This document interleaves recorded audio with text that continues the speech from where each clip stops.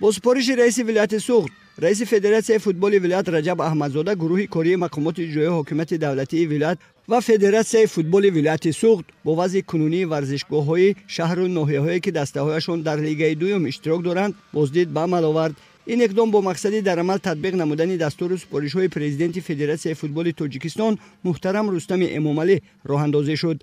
در موسم امسال اتاق‌های لباس عوض‌کنی ورزشگاه شهر بوستان قسماً تعمیر گردیده است. میدان این ورزشگاه در حالت خوب قرار داشته برای گذراندن واخوری‌ها مساعد میباشد، ولی وضع این نشستگاه‌های ورزشگاه در حالت ناگوار قرار داشته به تعمیر کلی نیاز دارد.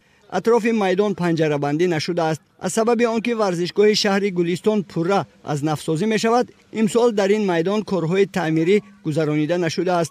بنابر پیشنهاد فدراسیون فوتبال تاجیکستان در اینجا میدان زمانوی صنعی بنیاد می‌گردد و از طرف مقامات اجرایی حکومت دولتی شهر گلستان نسبت بنیاد این ورزشگاه چاره‌جویی شده ایستاده است. مورد به ذکر است که دسته گلستان عین زمان سرنشین جدول بازی‌های لیگ دوم میباشد. ورزشگاه‌های جوانی و پختکار ناحیه جبار رسولوف نیز با تعمیر و از نفسازی نیاز دارند. در این ورزشگاه‌ها بنیاد و از نفسازی اتاق‌های لباس عوض‌کنی، نشستگاه‌ها و پنجره‌های محافظتی ضرور میباشد.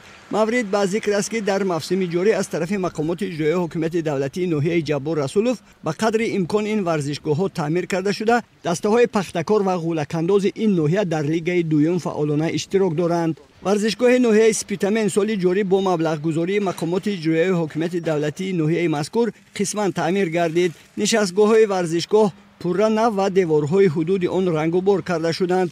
همچنین برای آبیاری ورزشگاه تمام لوازمات ضروری خریداری کرده شده است.